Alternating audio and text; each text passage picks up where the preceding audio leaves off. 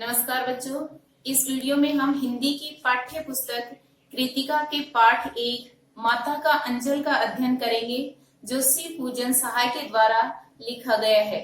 शिव पूजन सहाय का जन्म सन 1893 में बिहार के भोजपुर जिले के उन्वास गांव में हुआ था। इनके बचपन का नाम भोलानाथ था। 10वीं की परीक्षा के पश्चात इन्होंने बनारस की अदालत में नकल नवीश की नौकरी की और बाद में ये हिंदी के अध्यापक बन गए। शिव पूजन सहाय असहयोग आंदोलन से प्रभावित होकर इन्होंने नौकरी से इस्तीफा दे दिया था। ये अपने समय के सम्मानित व प्रतिष्ठित व्यक्ति थे। इन्होंने अनेक पत्रिकाओं का संपादन किया, जिसमें जागरण, हिमालय, माधुरी व बालक प्रमुख हैं। ये मतवाला के संपादक मंडल से भी जुड़े हुए थे।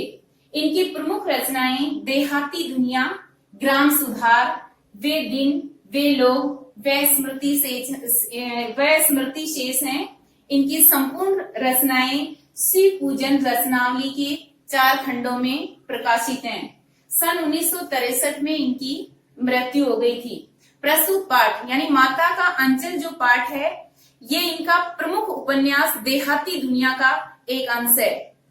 यह उपन्यास यानी देहाती दुनिया उपन्यास हिंदी का प्रथम आंचलिक उपन्यास माना जाता है, जो सन 1926 में प्रकाशित हुआ था।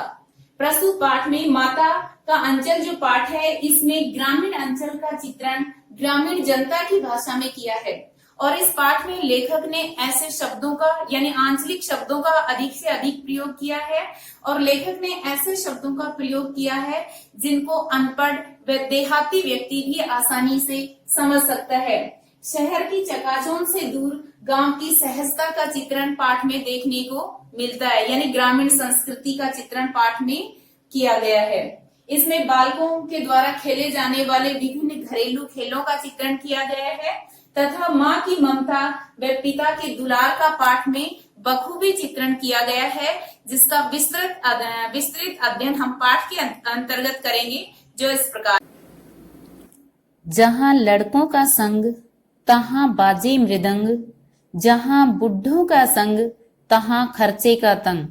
इन पंक्तियों से आशय है कि जहाँ लड़कों का संग यानी जहाँ बच्चों का साथ होता है, तहाँ बाजे मृदंग, मृदंग एक वाद्य यंत्र होता है। जहाँ बच्चे होते हैं वहां पर खुशियां होती हैं, मौज मस्ती पूर्ण माहौल होता है। लेकिन जहाँ बुढ़ों का संग, जहाँ वृद्ध लोग रहते हैं, तहाँ खर्चे का तंग। वे लोग अपनी आजीविका के बारे में, अपने निर्वाह के बारे में ही सोचते रहते हैं। इसलिए वृद्धों की बजाय बच्चों का जीवन ज्यादा मौज मस्ती पूर्ण होता है। हमारे पिता तड़के उठकर निपट नहाकर पूजा करने बैठ जाते थे। हम बचपन से ही उनके अंग लग गए थे। ये बात कौन कह रहे हैं? लेखक कह रहे हैं, यानी लेखक शिव पूजन सहाय हैं इस पाठ के। और वे कह रहे हैं कि हमारे पिता यानी लेखक के पिता सुबह जल्दी उठते थे और जल्दी उठकर ही वे नहा धोकर पूजा करने बैठ जाते थे। तो लेखक भी बचपन से ही उनके साथ रहने लग गए थे। माता से केवल दूध पीने तक का नाता था। अपनी माँ के पास सिर्फ वो दूध ही पीते थे, यानी माँ के पास अधिक समय व्यतीत नहीं करते थे। इसलिए पिता के साथ ही हम भी बाहर की बैठक में ही सोया करते थे।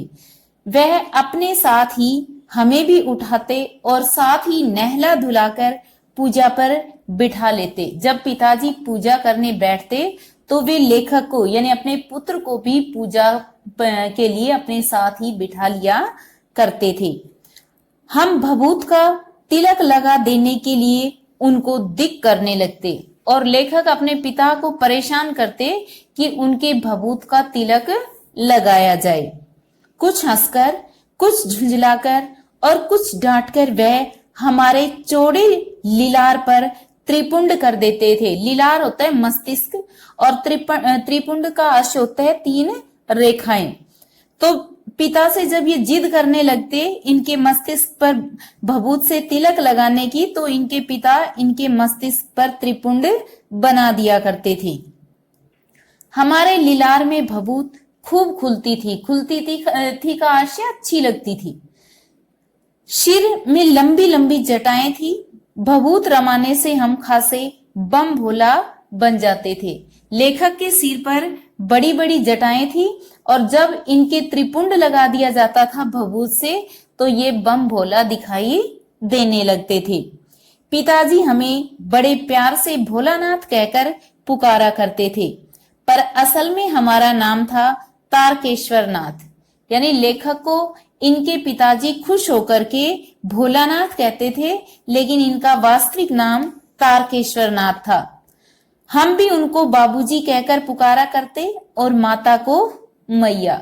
यानी लेखक अपने पिता को बाबूजी और माँ को मैया कहते थे।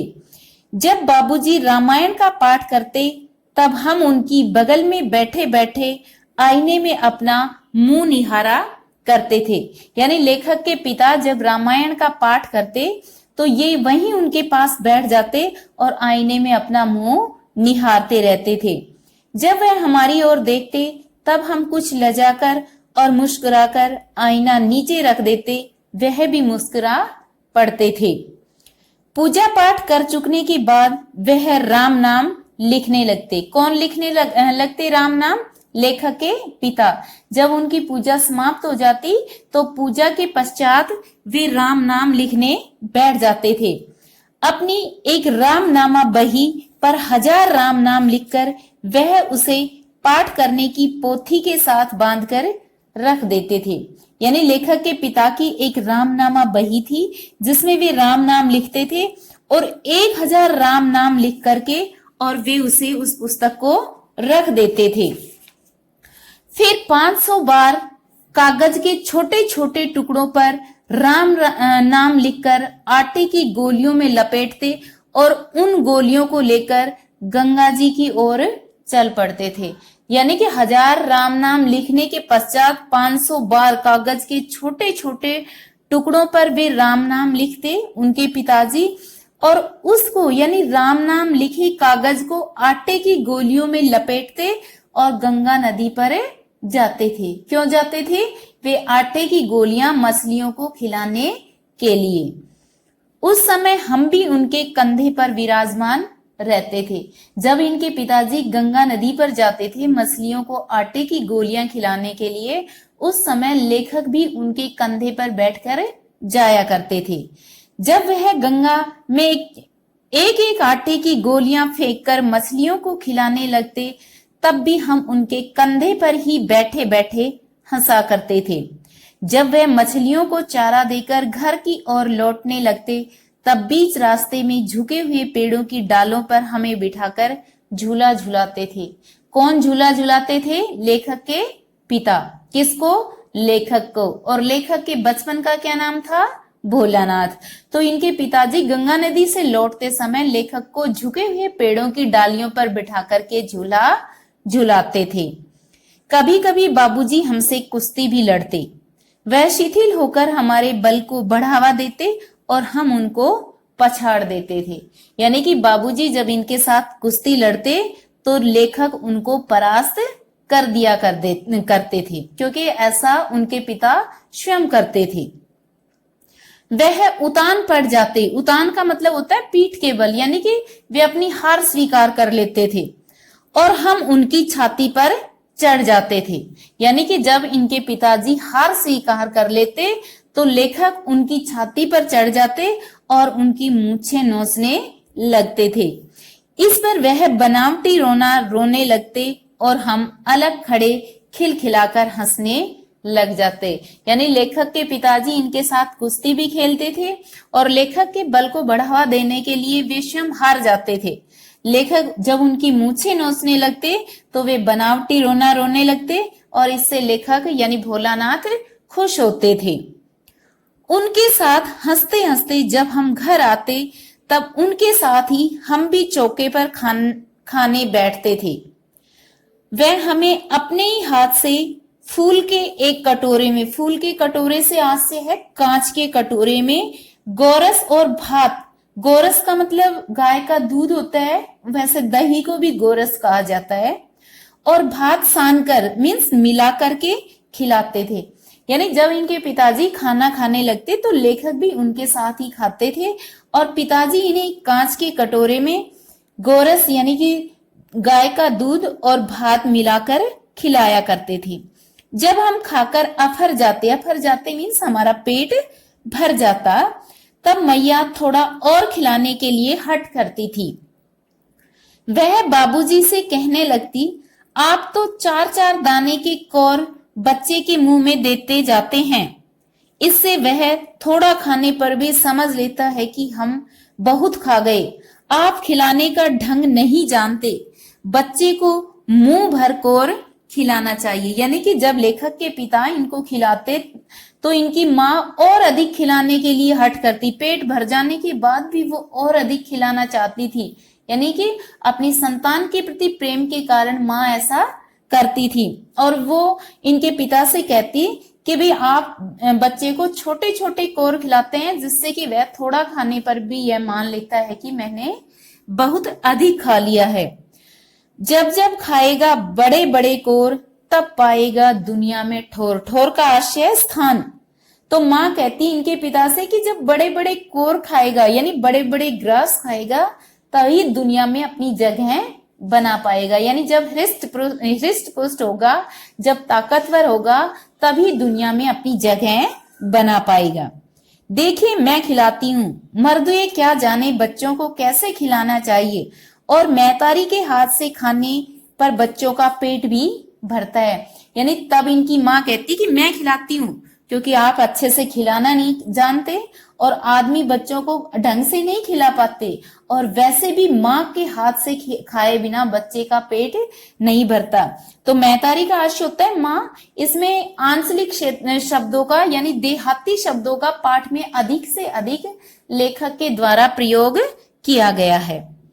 यह कहकर वह थाली में दही भात सांती और अलग अलग तोता मैना कबूतर हंस मोर आदि के बनावटी नाम से कोर बनाकर यह कहते हुए खिलाती जाती कि जल्दी खा लो नहीं तो उड़ जाएंगे। पर हम उन्हें इतनी जल्दी उड़ा जाते कि उड़ने का मौका ही नहीं मिलता। यानी कि जब इनके पिता लेखक को खिला चुके होते, तब भोलानाथ की माँ इनको खिलाने बैठती और वह तोता मैना कबूतर आदि के बनावटी नाम से इनको कोर बना बनाकर खिलाती रहती और लेखक से कहती कि जल्दी खा लो नहीं तो उड़ जाएंगे। और लेखक कहते हैं कि यानी पेट भरने के बाद भी मात्र प्रेम के कारण लेखक इतनी जल्दी जल्दी खाते रहते, भोलानाथ इतनी जल्दी जल्दी खाते रहते कि किसी भी पक्षी को उड़ने का मौका ही नहीं देते थे।